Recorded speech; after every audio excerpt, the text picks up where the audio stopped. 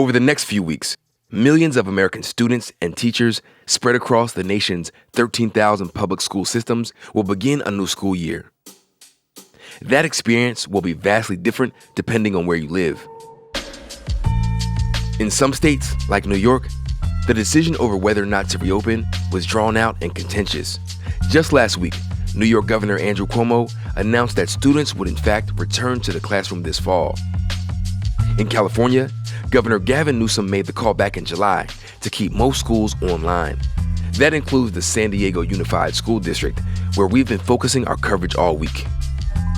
These are tough decisions for administrators. They've divided teachers, families, and communities. But in California, experts believe they made the right call. We should be reshaping education and the way we think about it. And this is a moment where there is that flexibility. I'm Trymaine Lee, and this is Into America. Today, we wrap up our week-long series, Coronavirus in the Classroom, with Dr. Linda Darling-Hammond, President of California State Board of Education. Dr. Darling-Hammond is the first Black woman to hold this role, and she's well aware of the gaps in education that existed before this pandemic hit. But she's also hopeful about the changes this moment could bring to a system that will benefit from reform.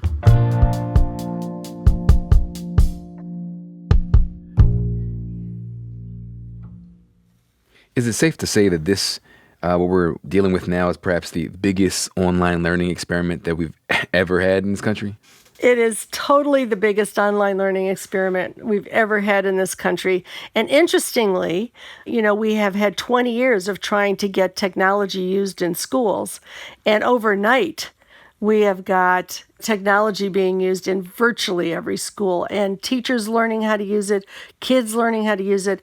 If we're smart about this, when we come back to school, we will take advantage of the fact that we can use these technologies in ways that prepare our workforce for 21st century technology-based employment. So in California, specifically in LA and the San Diego Unified School District, give us a peek behind the chalkboard. You see what I did there? Peek behind the chalkboard. Very cute. What were administrators, weighing as they determined that, we're not going to open physically this fall? Well, both of those counties are on the county monitoring list, so the state will not allow them to fully open their schools. We do have an elementary waiver process that may allow some elementary schools to open if they are in areas that are not as impacted, and if they have all of the rules and supports in place. So behind that chalkboard, these are folks who are trying to figure out how to, do distance learning well. And they've done a tremendous amount of professional development for teachers. They've tried to make sure that every single kid, even those in homeless shelters, has computers and Wi-Fi. They're setting up, as other places are, places for kids to get additional support and help beyond what they can get in the home. And all of the creativity of sort of starting school is in this different context. Do you get the sense that people understand what distance learning and online learning actually is? Well, distance learning simply means that the teacher is in one place and the student is in another. And sometimes distance learning has meant, in the pandemic, packets of worksheets that went home to kids and they sat at their kitchen table and did the worksheets without any interaction at all. Most places are trying very rapidly to get everybody online using the computer for people to see each other, for kids to be able to go online and get, assignments, for them to use interactive multimedia materials. So distance learning in the best sense would take full advantage of that technology. What does the research tell us about how effective this is, but also the impact on learning in general? Well, distance learning done well can actually be as good or even more effective for at least older kids as just in-person learning in a classroom. But that requires that you have a really thoughtful curriculum, that kids are using interactive multimedia materials, as well as going online, doing small group work in the Zoom breakout room, getting information from the teacher, doing projects that engage them in using the technology in really exciting and interesting ways. Could you walk us through some examples of how online learning can be effective? So, for example, in one study, they had a group of kids who were learning about the history of slavery and the Underground Railroad, in a classroom with some discussion. And another group had that discussion, but they got to use an interactive multimedia set of materials that allowed them to experience aspects of the Underground Railroad, to interact with the material and figure out how to get people through the Underground Railroad, and to understand the history in that way. And they outscored the kids who just had the classroom experience. We can actually get better outcomes sometimes with online learning than we would get otherwise. There is some research, some early research that suggests that the average American student during the course of this time has fallen behind 7 months or so, with marginalized communities and people of color especially maybe taking the biggest losses. What is it that's triggering those losses besides the fact of not being in the physical classroom with your teacher? What's happening here? Those are big, serious losses. Well, those estimates are based on kids getting no education. The assumption in those studies was, the doors are closed, the lights are off, kids are getting nothing, and what are we going to come back to? And you can see that there would be enormous loss, particularly in areas like math where you have to use it all the time. And of course, communities of color have been hardest hit by the pandemic in every way, in terms of health, in terms of employment, in terms of lack of digital devices, in terms of education. And this just magnifies all of those differentials that we've seen. In California, how's it playing out there?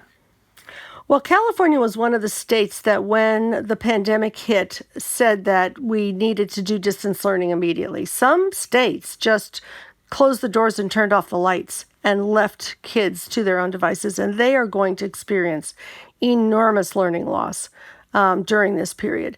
California has been working on it, but we have a huge divide, and we have huge equity concerns. Because, first of all, about 20% of kids were not in a position where they had internet connectivity and a usable device when the pandemic hit. Once you get kids online, then you've got to be sure that teachers know how to teach effectively online, that they have, the materials and the supports that are needed to do that in a very effective way. And finally, it is true that for very small children, while there are interactive tools that you can use on computer, and my grandson is a good illustration at the age of 2 that you can do that, it is very important for little kids to be in physical, in-classroom settings, or with caregivers right at their elbow in order to learn effectively. So how are you all in California accommodating families that might not have the necessary technology, resources, or say, high-speed internet for online learning at home? So in California, we've committed ourselves to close the digital divide, and we've both put an expectation in the law, but also state money, local money, and federal money are all being devoted to be sure kids have devices and hotspots. Many corporations and foundations have stepped up to contribute thousands of devices and hotspots as well, so that even if you're in a homeless shelter, even if you're in a part of the state that has not previously had broadband, you can be part of the learning process in the year ahead. Could that have been possible without the magnanimity of a Google? Because it's kind of a little troubling that we have to rely on these big corporations to help us do what we should be able to do locally on the state level. But do you think it would have been possible without that help? Well, the help that folks like, Google and many other companies, contributed has been very important. It shouldn't be up to us trying to solve this problem that way. We should have solved this digital divide a decade ago. And by the way, some states have. The federal government should be regulating internet the way it regulates telephones so that everyone has access, so that the rates are low. We have a lot to do to understand that this is part of the foundation for daily life for families as well as kids in schools that has to be provided by government.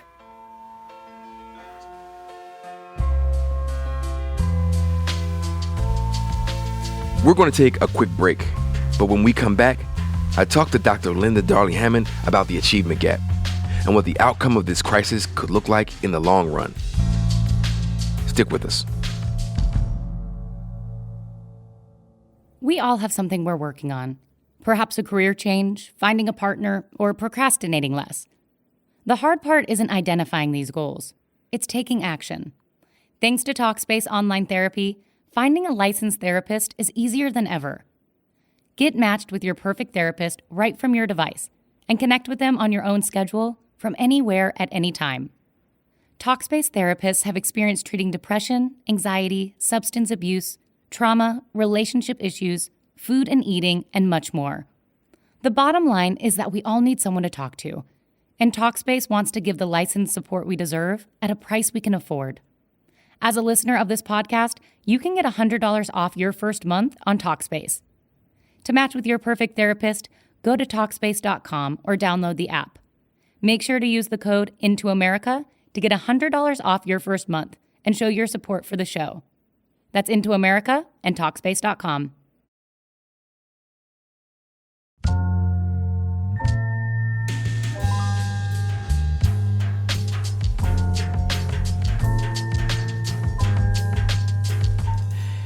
We've been talking to families, and one parent told us, and I want to quote this, "The wealthy are going to keep getting educated, and the poor are going to struggle even more now."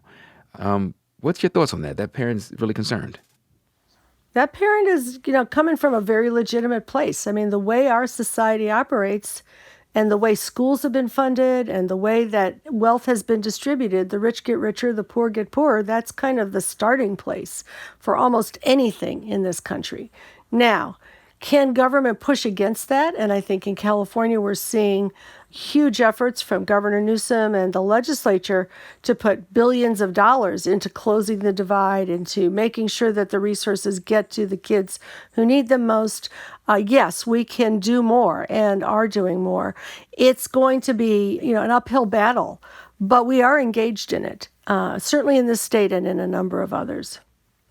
Say you spend a bunch of money on the actual technology, right? The actual resources, but you have a community where parents are hourly wage workers. If they don't go to work, they don't get paid. Maybe it's a single parent household and they have to leave. If you have to go out there and break bricks and lift things and cook things and bake things and deliver things, how can you supplement the education? First of all, let me just say, we are going to see horrific consequences, particularly if the next federal aid package does not get passed, that reinstates unemployment benefits, protects people from being evicted from their homes, doesn't reinforce the food supplements that we've had school districts giving to kids and families. So number one, how we come out of this pandemic has everything to do with what the federal government does right now. Out of the almost $3 trillion that has been spent so far on the recovery, less than 0.5% has been designated for education, including the food and other things that school districts are providing to kids. But there are things that districts are doing. San Francisco, for example, just created a way for low-income kids to have pods during distance learning. 6,000 kids in 40 different locations will get access to day-long supports for their technology, for getting on the Zoom, for getting food, for getting help with their homework, just like they might in an affluent household from, the nanny who's been hired. Those learning pods, it's a big buzzword right now. Could you explain what these pods are, the idea behind these pods are? Yeah. So a lot of more affluent parents are getting together with other families. They're protected from engaging, in society because they have jobs that allow them to work at home. They can put their kids together in a way that they don't see anyone else, and then there's not access to, the virus permeating that pod, and then they're providing extra education. Sometimes they're hiring a teacher or they're hiring other helpers to both help their kids go online if they're doing distance learning or to even supplement or substitute for the school experience. What we need are places that are providing those same kinds of supports for all kids, not just those who have parents who can afford it. You talked about this earlier about how older students might benefit most from online learning. They're more independent. They might be able to actually utilize this as a tool for their learning. But what does the research tell us about any drawbacks of online learning? And what's lost when teachers and students don't have that physical interaction, that face-to-face interaction? Of course, a lot is lost by not being together. All the camaraderie, all the sort of incidental ways that people get to demonstrate caring for one another, to see one another, to, relate to one another outside the bounds of the curriculum. And so we have to make up for that in a lot of other ways that people are trying to invent right now. And as, of course, for little kids, where the hugging and the touching and the running and the playing are so important, that's also a piece of it. The social and emotional learning part of this is hugely important. And we have really, in California and some other states, put out guidance saying prioritize figuring out what's happening with your kids. What has their experience been? What are they struggling with? What are their needs? How can they develop resilience and skills for dealing with the coping that's needed in a time like this? But I wonder, do you think there's an opportunity also to be flexible as educators? Like break from the mold of just sitting at the desk in front of me, I have the chalkboard. Is this an opportunity to really reshape the way we imagine education in America?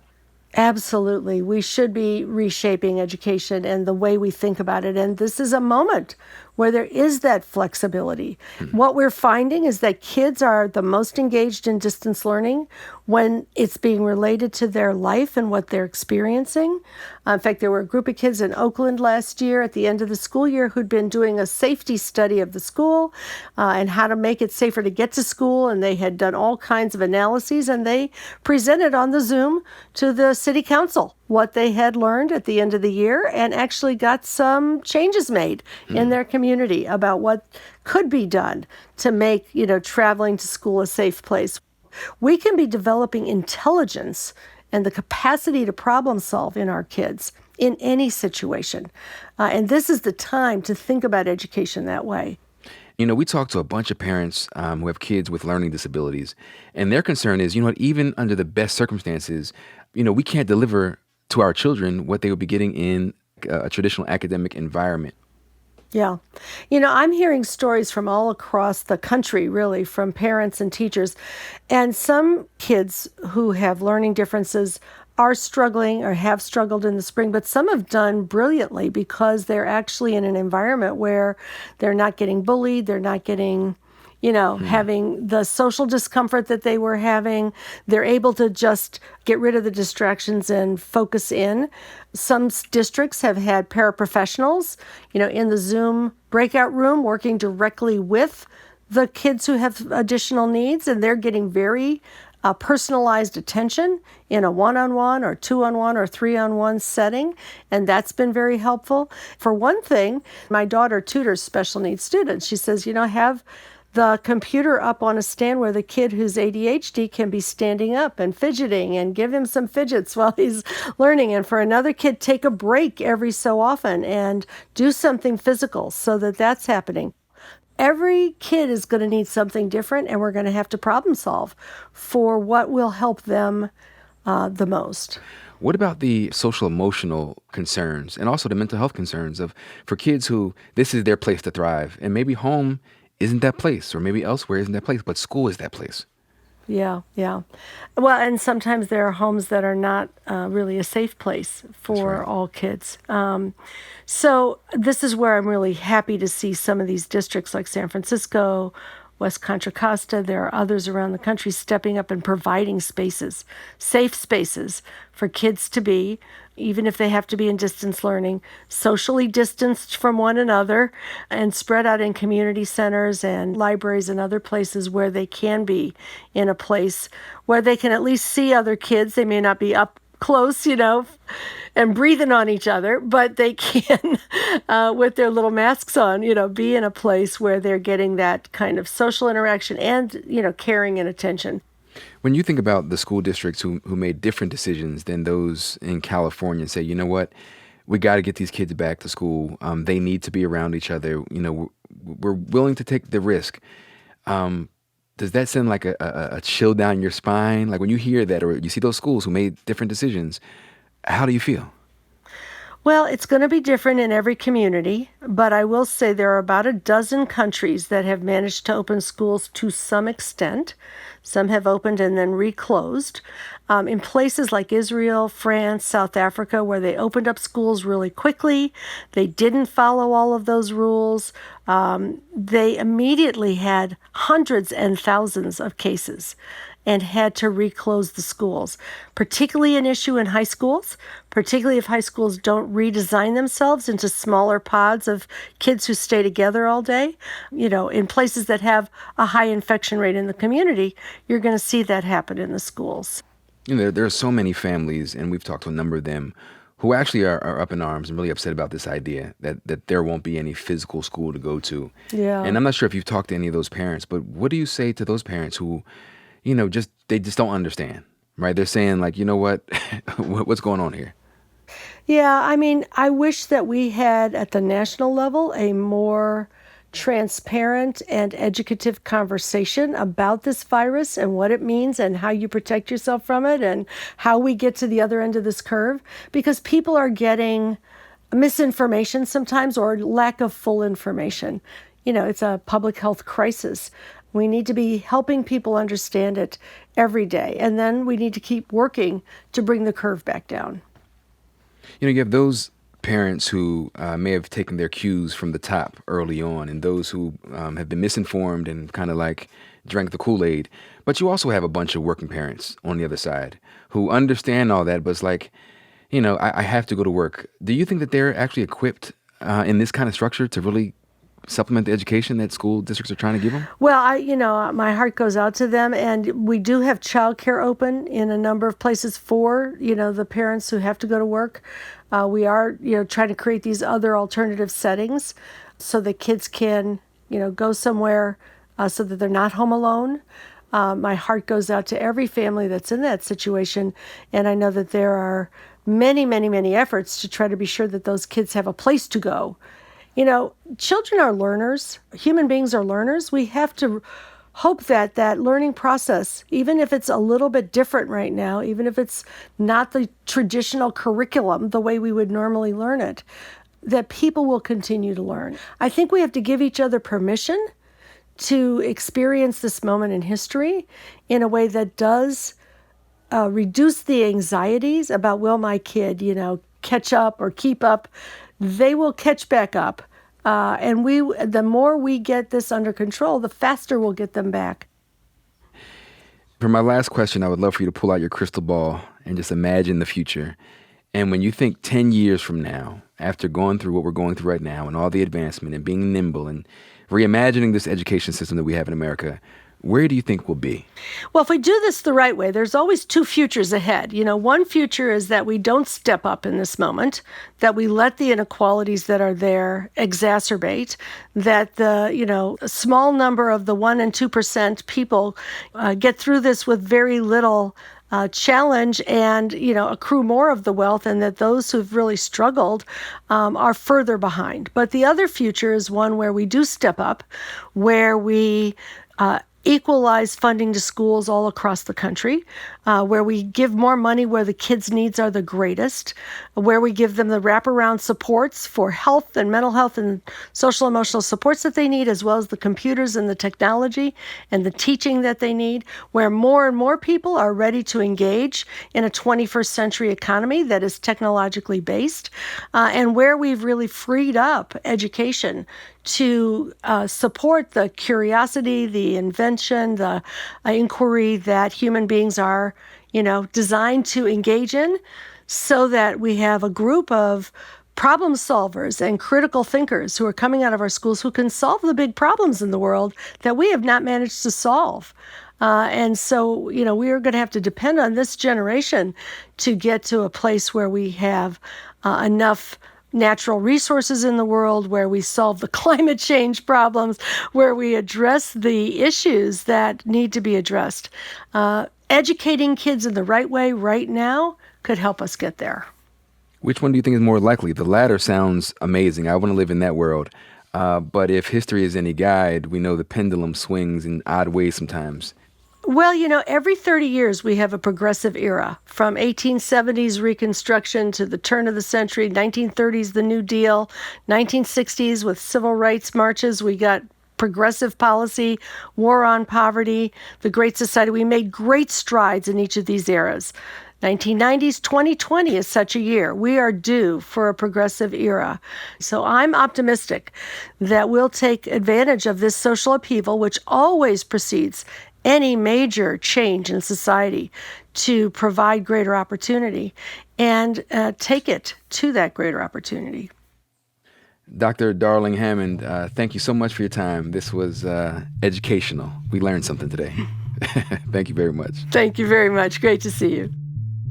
Dr. Linda Darling-Hammond is the president of California's State Board of Education.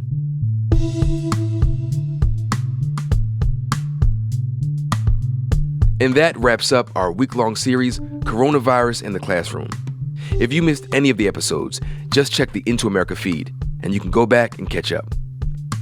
Thanks to all of the parents and teachers in the San Diego Unified School District who talked with us for this series.